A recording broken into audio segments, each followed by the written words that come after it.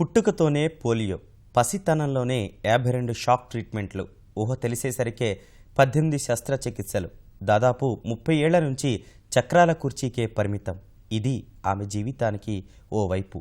జీవితం అంటేనే పోరాటమని నరనరాన జీర్ణించుకున్నారు విశాఖకు చెందిన సాయి పద్మ. వైకల్యం లెక్క చేయక స్వచ్ఛంద సంస్థ ద్వారా ఎందరికో సాయం అందిస్తున్నారు. పట్టుదలతో పోరాడి ఇప్పుడిప్పుడే అడుగులు వేస్తున్నారు. లేచి నడవాలన్న తన సంకల్పాన్ని వైకల్యం అడ్డుకోలేదని నిరూపిస్తున్నారు. దృఢచిత్తంతో దురదృష్టాన్ని ఎదిరించిన ధీర వనిత సాయి పద్మ విజయగాథ ఇప్పుడు చూద్దాం.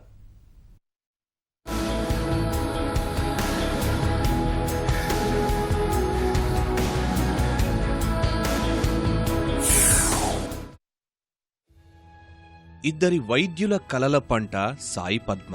మా ఇంట మహాలక్ష్మి జన్మించిందన్న కన్నవారి సంతోషం ఎక్కువ రోజులు నిలవలేదు. పుట్టిన 45 రోజులకే సాయి పద్మకు పోలియో సోకింది. పసిప్రాయంలో లెక్కకు మించి షాక్ ట్రీట్మెంట్లు ఇప్పించారు. అనేక శస్త్రచికిత్సలు చేయించారు. ప్రయోజనం మాత్రం శూన్యం.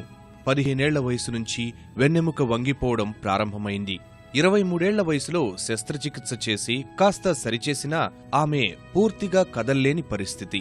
ఇలా సాయి పద్మ 30 ఏళ్ల నుంచి చక్రాల కుర్చీకే పరిమితమయ్యారు.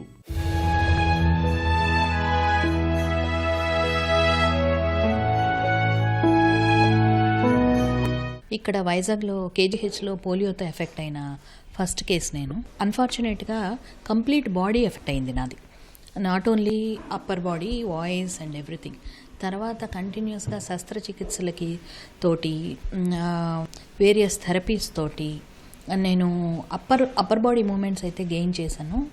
కానీ లోవర్ బాడీ అంటే 2 లెగ్స్ మాత్రం సివియర్లీ ఎఫెక్టెడ్. లెఫ్ట్ లెగ్ చాలా సివియర్గా ఎఫెక్టెడ్. రైట్ లెగ్ కొంచెం పవర్ ఉంది కానీ పూర్తిగా నడవగలిగేంత పవర్ లేదు. నడవడం అనేది నాకు ఒక డ్రీమ్. 52 షాక్ ట్రీట్మెంట్లు తీసుకుని 18 ఆపరేషన్లు జరిగాక ఎవరైనా కోలుకున్నా సాధారణ జీవనాన్ని సాగించడం కష్టం. సాయి పద్మ ఆ అవాంతరాలను అధిగమించారు. పట్టుదలతో అత్యంత కష్టమైన CA కోర్సును పూర్తి చేశారు. న్యాయవాదిగానూ వృత్తి నిర్వహిస్తున్నారు. వికలాంగులు ఎందులోనూ తీసిపోరంటూ ప్రత్యేకంగా తయారు చేయించుకున్న కారును నడపగలుగుతున్నారు. చిన్నతనంలో పోలియో తన గొంతును కూడా మింగేసిందన్న కసితో శాస్త్రీయ సంగీతాన్ని నేర్చుకుని కచేరీలు కూడా ఇస్తున్నారు.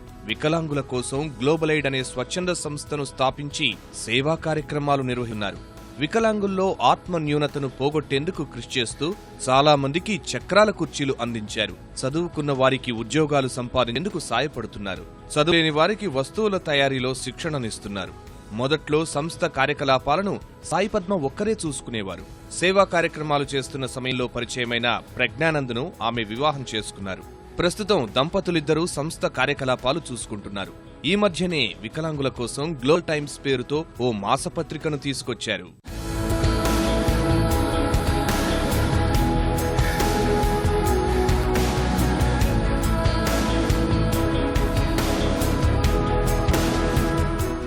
వైకల్యంతో సాధించిన విజయాలు సాయి పద్మకు ఆత్మవిశ్వాసాన్నిచ్చాయి.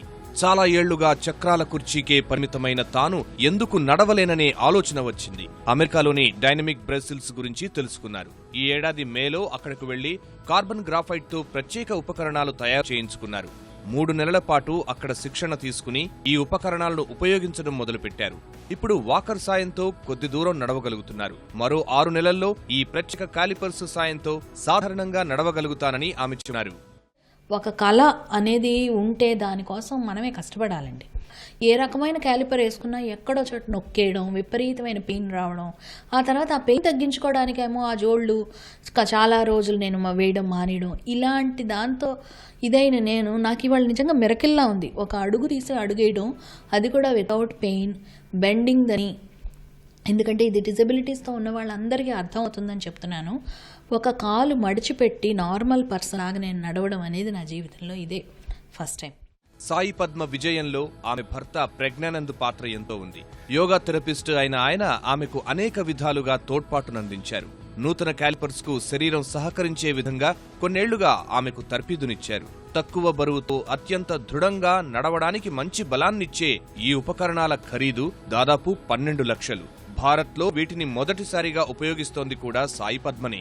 ప్రతి ఒక్కరూ వీటిని కొనగలిగే పరిస్థితి లేనందున చిన్న వయసు వారికి మరో లోహంతో తక్కువ ఖర్చుపై తయారు చేయించేందుకు ఆలోచనలు చేస్తున్నారు. తమ స్వచ్ఛ సంస్థ ద్వారా అమెరికాలోని డైనమిక్ బ్రెజిల్ సంస్థ నుంచి ప్రతినిధులను రప్పించి వాటిపై ఇక్కడి వారికి అవగాహన కల్పించేందుకు ఈ జంట ప్రయత్నిస్తున్నారు.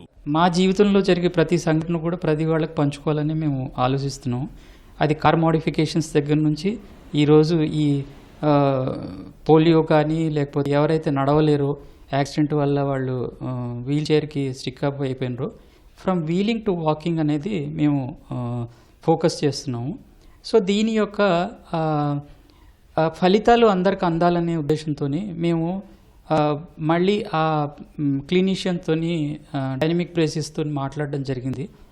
వాళ్ళు ఒప్పుకున్నారు. పోలియో రూపంలో విధి అన్యాయం చేసిన ఆ వైకల్యాన్ని జయించి మరీ సాయి పద్మ ఆదర్శ ధీశాలిగా నిలిచారు. ఎంతో మందికి ఆదర్శంగా మారారు. పుట్టిన వెంటనే పోలియో మహమ్మారి తన శరీరాన్ని స్వాధీనం చేసుకున్న దానివల్ల వచ్చిన ఇతర సమస్యలతోటి ఆవిడ పోరాడుతూనే ఉన్నారు. పదుల సంఖ్యలో శస్త్రచికిత్సలను ఎదుర్కొన్నారు. అసలు లేచి నిలబడమే సాధ్యం కాదనుకున్న వారే ఆశ్చర్యపోయేలాగా నడిచి చూపిస్తూ ఉన్నారు. ఇన్నేళ్ల తర్వాత నడక కోసం తాను ప్రయత్నిస్తుంది కేవలం తాను నడవాలన్న కోరిక మాత్రమే కాదు, తనలాంటి వారు ఎందరికో స్ఫూర్తినివ్వడం కోసం. విశాఖపట్నం నుంచి కెమెరామెన్ రెహమాన్తో నాగేశ్వరరావు, ఈటీవీ న్యూస్.